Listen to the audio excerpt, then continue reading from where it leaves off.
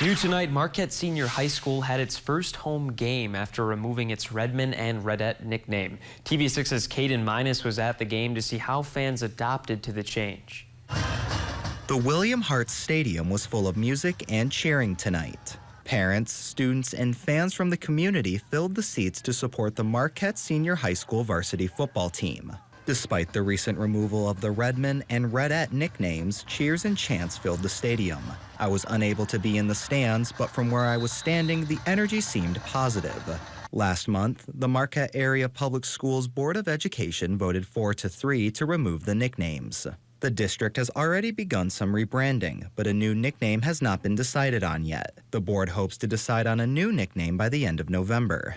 As a result of the board removing the district's old nickname, a petition was submitted to recall board members Jennifer Klipp and Jennifer Ray earlier this month. The recall language states that those board members, quote, failed to retain the Redmond and Redette name.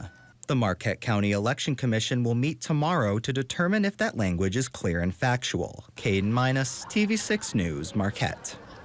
Thank you for the update, Caden.